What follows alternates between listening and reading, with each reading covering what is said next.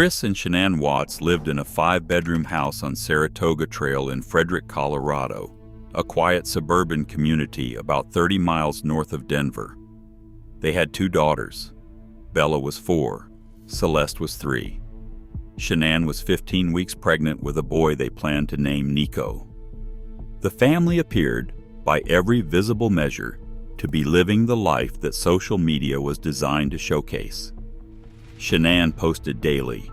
She posted about her daughters, about bedtime routines, about birthday parties, about family outings, about lazy weekend mornings. She posted about her husband. She posted about her work as a promoter for a health and wellness company called Lavelle. The videos showed a woman who believed she was building a life worth sharing with the world. And the world watched. Friends watched. Family watched. Colleagues watched. Everyone saw the same thing. A young family in a nice house in a nice neighborhood with 2 beautiful daughters and a baby on the way. Everyone saw exactly what they were meant to see. On August 13, 2018, Shanann Watts and her 2 daughters vanished. Within 72 hours, Chris Watts had gone from a concerned husband standing on his front porch begging a news camera for his family's safe return to a confessed participant in what the sentencing judge would later call the most inhumane and vicious crime he had handled out of thousands of cases. He is currently serving 5 consecutive life sentences without the possibility of parole at a maximum security facility in Wisconsin. He will never leave.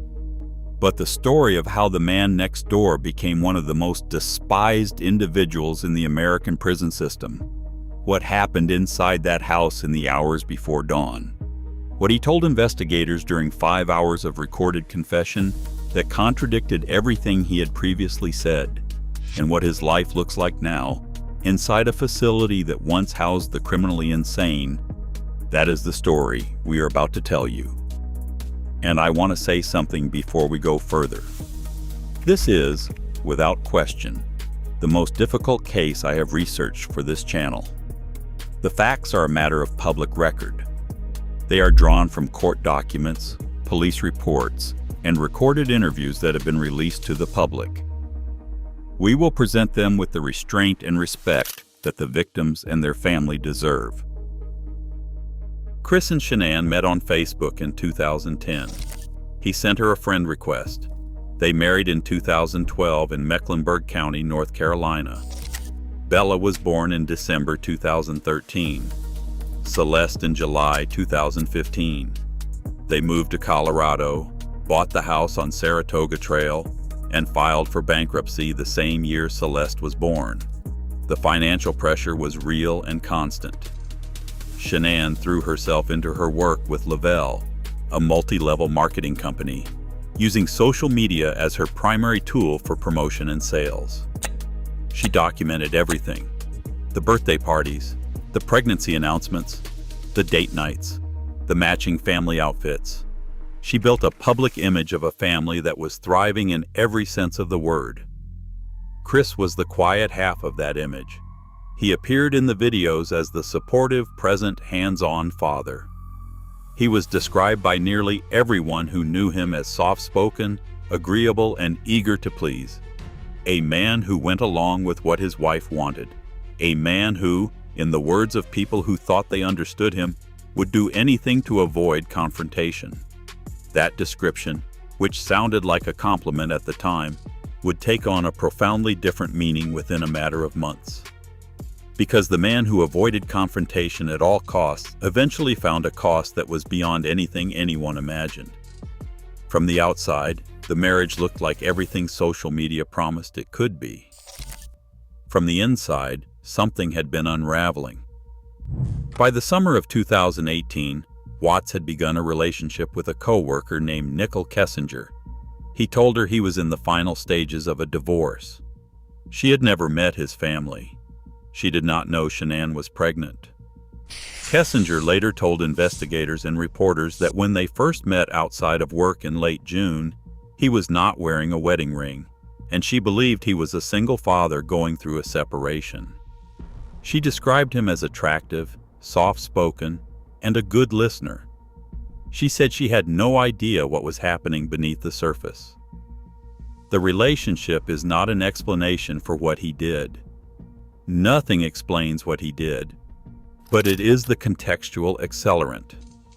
It is the thing that compressed a disintegrating marriage into a timeline that ended in the worst possible way. In the days leading up to August 13th, Shanann had confided in friends that something was wrong with Chris. He was distant. He was cold. He had changed. She sent text messages expressing fear that her marriage was falling apart. She did not know how far apart it had already fallen. On August 12th, Shanann flew home from a business trip to Arizona. Her friend and colleague Nicole Atkinson drove her home and watched her walk through the front door at approximately 1:48 in the morning. By the time the sun came up, something had already happened inside that house. That morning, Shanann missed a doctor's appointment.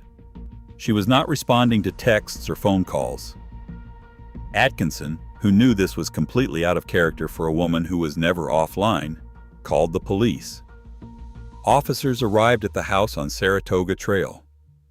Shanann's car was in the garage. Her shoes were visible through a window. Her purse was inside.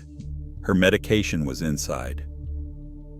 Nothing was missing except Shanann, Bella, and Celeste. A neighbor named Nathan Trinastich offered security camera footage from his home. The footage showed that the only person who left the Watts house that morning was Chris Watts, and it showed him loading something into his work truck in the pre-dawn darkness before driving away. That evening, a local television news crew arrived at the house. What happened next is the moment that defines this case more than any other single detail. Chris Watts stood on his front porch, the porch of the house where everything had already happened, and he gave an interview. He looked into the camera. He said his children were his life. He said their smiles lit up his world. He said he just wanted everybody to come home. He spoke in the past tense without seeming to realize it. He did not cry. The words were correct. The temperature was wrong. There was no heat in them. No desperation. No urgency. No panic. Just a man reciting lines in a performance that was not convincing anyone. The lead investigator, CBI agent Tammy Lee, later said that she became suspicious almost at the beginning. That porch interview is what prompted her to get Watts into an interrogation room as fast as possible. And honestly, when you watch that footage, which is publicly available, you can see it. You can see a man wearing the mask of a worried father, and you can feel that the mask does not fit. He is performing grief. He is not feeling it. 2 days later, everything collapsed. On August 15th, Watts was administered a polygraph examination. He failed the polygraph. Sitting in the interrogation room with his father, Ronnie, who had flown in that morning, Watts began to break. He confessed first to his father, then to investigators. But even the confession was a performance. He claimed that he had acted against Shanann only after discovering that she had harmed the children. He presented himself as a man who had reacted to an unimaginable situation. Investigators did not believe a word of it. The evidence contradicted his account entirely. He was arrested that day. He identified the locations on a photograph of the oil field where he had worked for Anadarko Petroleum. Recovery teams arrived at the site that night. Shanann was found in a shallow grave near the oil storage tanks. Bella and Celeste were found inside 2 separate crude oil storage tanks, each with an opening only 8 inches in diameter. The district attorney described the discovery in court. He said Watts had treated the people he was supposed to protect like garbage. But the version Watts told investigators that day was not the full truth. It was another mask. The complete account did not come until 5 months later, in a 5-hour recorded interview at the prison in Wisconsin, when investigators returned to ask him what really happened. In that session, Watts provided a detailed account that contradicted his earlier confession in every significant way. He described events in the house in the early morning hours of August 13th. He described the drive to the oil field site, which took approximately 45 minutes. He described what occurred there. I am not going to walk through the specific details of what he told investigators because some of them involve his children in ways that are too painful to narrate and too important to sensationalize. But there is one detail from the court record that I think the viewer needs to hear, because it captures the full weight of what this case is about. According to Watts' own account, his 4-year-old daughter Bella was present during a moment she should never have witnessed. She looked at her father and asked him a question. She asked what he was doing with her mommy. He told her that mommy was sick. That question, from a 4-year-old child in the middle of something no child should ever see, asked to the person who was supposed to protect her from everything in the world, is the fact the sentencing judge, the prosecutors, and the family carried into that courtroom. It is the fact that has not left anyone who has heard it. The sentencing judge called it the most inhumane and vicious crime he had handled out of thousands of cases. The district attorney asked the courtroom a question that no one could answer. Why not just get a divorce? Shanann's father looked directly at Watts and said he had trusted him to take care of them, not to end their lives. He said Watts had treated them like trash. Shanann's brother asked what kind of person does this to the people they claim to love the most. On November 6, 2018, Chris Watts pleaded guilty to 9 charges, including 3 counts of first-degree taking of life and unlawful termination of a pregnancy. The plea removed the possibility of capital punishment, a decision Shanann's family supported because they did not want another death connected to this case. On November 19th, the judge sentenced him to 5 life terms without parole, 3 to be served consecutively, 2 concurrently, plus 48 additional years for the unlawful termination of Shanann's pregnancy, and 36 more years for tampering. There is no appeal. There is no parole. There is no path out. In December 2018, Watts was transferred from Colorado to Dodge Correctional Institution, a maximum security facility in Waupun, Wisconsin. The transfer was made for security reasons. His notoriety in Colorado made him a target. Dodge is a facility that was formerly known as the Central State Hospital for the Criminally Insane. It has housed other well-known inmates, including Stephen Avery, the subject of the documentary Making a Murderer. If you have watched our Prison Files coverage of how the prison hierarchy treats inmates convicted of crimes against family members, and particularly against children, you already know where Chris Watts sits in that hierarchy. He occupies the lowest position. Other inmates have reportedly expressed intent to harm him.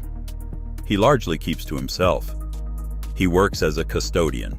He participates in Bible study. He avoids eye contact. He has received conduct reports for unauthorized communication and possession of contraband. He keeps photos of Shanann, Bella, and Celeste in his cell. That detail prompted a public petition with more than 20,000 signatures demanding the photos be removed. The petition was unsuccessful. The prison system said there was no legal basis for removal. From his cell, Watts has corresponded with multiple women. He has received letters described as romantic in nature, and he has responded in kind. He has written in his letters that he has found God, that he is a new man, and that the person who committed those acts is not who he is anymore. He co-authored a book of prayers with a fellow inmate. He has told pen pals that God has forgiven him. He has compared himself to figures from Scripture. He has written that God does not see him as someone who harmed his family, but as a new creature. The women who write to him do so knowing exactly what he did. The phenomenon is not unique to Watts, but the scale and the brazenness of it in this case has generated significant public outrage. The man who took the lives of his pregnant wife, his 4-year-old daughter, and his 3-year-old daughter now writes letters from a maximum security cell telling women he has never met that God sees him as a changed person. Whether that is genuine faith or another performance depends entirely on whether you believe a man can transform inside a cell he will never leave. And whether the question even matters depends on whether you think transformation, if it is real, changes what he owes to the people he destroyed. The Chris Watts case became one of the most consumed true crime stories in modern history. The Netflix documentary American Murder, The Family Next Door used only archival material, social media posts, body camera footage, text messages, and surveillance recordings to tell the story. No narration, no interviews, just the raw material of a family that documented everything, including a disintegration that nobody on the outside saw coming. The case has generated documentaries, television specials, podcasts, and books. But the reason it endures is not the complexity of the crime. It is the simplicity. There was no criminal empire, no cartel, no conspiracy, no mastermind. There was a man in a suburb, a family on social media, and a decision that took everything. The man who stood on his front porch and told a news camera that his daughter's smiles lit up his life now works as a custodian in a facility that once housed the criminally insane. The man who posted family photos on Facebook now keeps those same photos in a cell he will never leave. The man who told his girlfriend he was getting a divorce instead received 5 life sentences. The man who planned to start a new life ended every life in the house on Saratoga Trail, including the life of a son who had already been given a name. And the house itself, the 5-bedroom home on a quiet suburban street where it all happened, sat unsold for years before finally changing hands in 2024 for hundreds of thousands of dollars below its value. Nobody wanted to live where Chris Watts had lived. Nobody wanted to sleep where his family had slept. The house, like everything else he touched, became something people needed to walk away from. Chris Watts will die in prison. That is not in question. There is no appeal. There is no parole. There is no path out. The system did what it was designed to do, and it did it quickly. The question this case leaves behind is not about punishment. It is about recognition. The district attorney asked it in open court, and nobody in the room could answer it. Why not just get a divorce? The answer is that there is no answer that makes sense to anyone who is not Chris Watts. He looked like every other father in every other suburb in every other state in the country. He coached himself through a television interview. He sent normal text messages. He went to work. He came home. And behind the door of a 5-bedroom house in Frederick, Colorado, he did something that the sentencing judge, after handling thousands of cases, called the most inhumane and vicious crime he had ever seen. The terrifying thing about Chris Watts is not what he did. It is that there was nothing about him, nothing visible, nothing measurable, nothing that any neighbor or friend or colleague could have pointed to that would have told you he was going to do it. If this changed how you think about the face that violence wears when it lives next door, subscribe and turn on notifications. We go inside the cases no one else is breaking down for you. Drop a comment and tell us, does the system's response to Chris Watts give you closure? Or does the unanswered question still keep you up at night? I'm Adam, and this is Prison Files.